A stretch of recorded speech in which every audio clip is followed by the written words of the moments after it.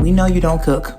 We know it came from Costco, but you could at least pretend that it didn't. Listen, the holidays are almost here and the world is currently serving unpredictability, sadness, and tariffs. But some of y'all out here living with homes that are giving clearance aisle chaos. So today, we're fixing it.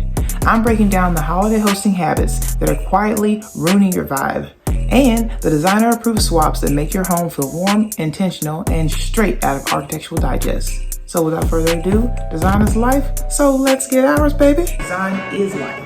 Grab a drink or a snack, come on in.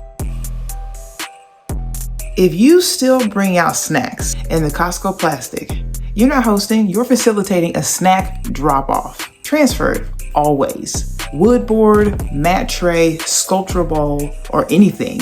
If you put it on a plate, you instantly look like you tried. If you have a plate, you're 99% closer to looking like you have your life together. At least try. Otherwise, stay to yourself. I don't want to come over there, try to sing fa la la la la la la la. What do we follow the line for? Damn! I'm sorry. We know you don't cook. We know it came from Costco, but you could at least pretend that it didn't. Take it out and put it in something.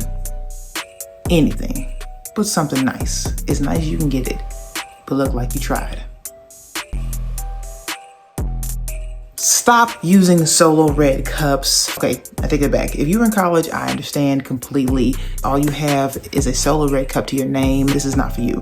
This is people who have graduated and moved on to their first real apartment with their first real job and their first, hopefully, real salary. Matter of fact, you know what? If you were in college, you don't have to have solo red cups. You can still have nice things. Go to the thrift store. Go to the Habitat for Humanity resale store. There's also Walmart. Hell, there's Temu, which I'm not promoting Temu. I never bought anything from Temu. There's a dollar store and then there's Dollar General. Point is, you can get an inexpensive regular glass and you don't have to be beholden to the red solo cup.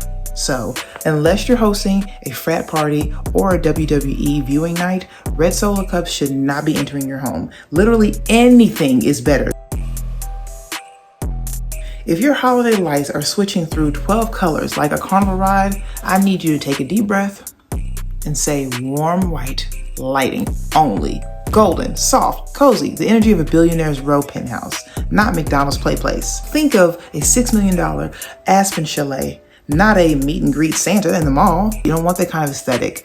I don't know about this whole trend of doing this Ralph Lauren Christmas where there's red and green and then there is plaid and gold and things of that nature. It's not a Ralph Lauren Christmas. It is a official, regular, traditional green and red and cream and gold Christmas.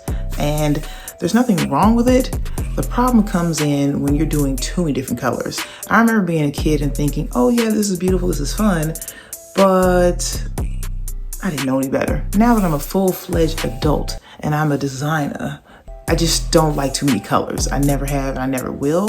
And so if you two are like me, then you're gonna stick with a warm color to illuminate the tree. Obviously, how else you gonna see it? But ultimately, your lighting should be one color temperature, and then you can mix and match different color balls, but not too many. Just make it cohesive. That's all I ask of you. Make it cohesive and don't have too much going on. If I walk into your house and immediately get throat punched by pumpkin spice, girl, one scent, one subtle scent, one. Cedar, fir, sandalwood, clove, amber, you know the vibe. Pick one signature scent, not a collection of those nose assaults. Please, just stick to the basics, stick to the classics. I was gonna say, yeah, try this or try that, but no, I'm not gonna do that. I'm just gonna keep it simple, keep it cute. Just like you should when you're hosting. Don't do too much, keep it cute. If your garland looks thirsty, brittle, or like it sheds more than my husky Oreo, we have a situation. Upgrade to mixed greenery, add ribbon, or go asymmetrical. Real cedar is stunning, but dollar store plastic? Absolutely not. If your garland needs conditioner, replace immediately. And rebuke anything else that resembles dollar store plastic. You know I like to go to the park or to the side of the road or wherever and get real plants and real clippings. So we actually used to have 5 pine trees in our backyard, and I used to go out there and clip the branches down and make beautiful table arrangements and make garland for my fireplace hearth and all of that stuff. But now we've since cut them down. But guess what? We have a park right next to the house that I can go do that. So there's gotta be plentiful pine trees around somewhere in your area. There is something around you that you can go and do a little snip and come and bring it in and create something beautiful and real, because it just elevates your space when you have real things and when things aren't hanging on by a thread. Let's just say that. If it looks raggedy, don't use it, because you're hosting. It's supposed to be an environment in which you and your family and your guests feel comfortable. So put a little effort into your decoration and you'll be okay. Having 48 shiny ornaments and figurines everywhere does not equal holiday cheer, it equals glare. Try sticking to a palette of caramel, espresso, brass, or black and white, and evergreen. If done right, this can make your space look curated, not crowded. Because we're going for intentional, not chaotic, right? I don't know. Maybe you are going for chaotic, but if you do, you gotta ask yourself why. Why would you be doing that? Why would you want to walk into a circus at home? Unless you actually work in a circus, in which case you probably feel most comfortable there. So naturally you'd want to recreate that feeling in your home. But for the rest of us, no. And your guests don't want to see it either. They don't want to see it either. They just don't know how to tell you. They're just being polite. That's what it is. Yeah. Story time. Years ago, I bought every blue ball that you can imagine because I was really into blue.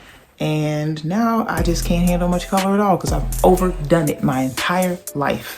And this is a good sweet spot because I love the idea of having a very subtle space and adding some things in, but not to the point where I'm overwhelming. Just because it's holidays doesn't mean you need to do more. Like, less is more. And that goes for any holiday year round. Holidays are not an excuse to just go crazy. I mean, ultimately it's your house, you can do what you want to do, but you know what I'm saying.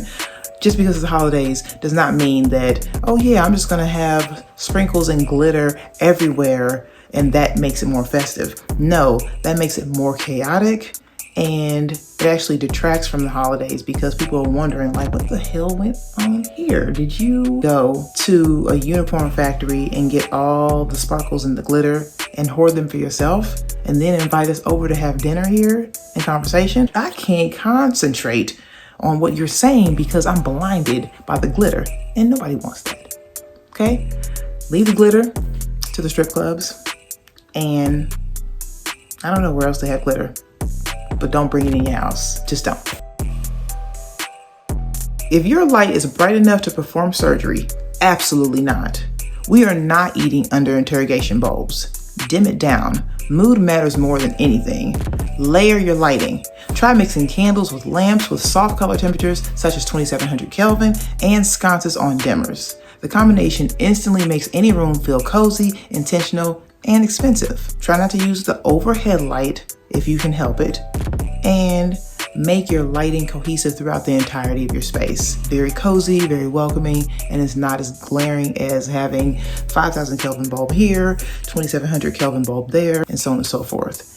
There are obviously task lights that you need to use if you were to be preparing the dinner. But once the dinner is done and it's time to eat and it's time to have conversation, then everything needs to come down and there needs to be a vibe and a mood set that induces relaxation. If it's too bright for you, it's too bright for your guests. Hosting doesn't have to be complicated, but it should feel intentional. A few smart swaps and suddenly your home is giving Architectural Digest, not Airport Terminal. Let me know in the comments which design crime you're guilty of. No judgment, we all have a past. Like, comment, subscribe, and come back for more for this holiday interior design magic, because over here, we host cute. Thank you guys for watching. Have a great day, and we'll see you guys next time. Bye.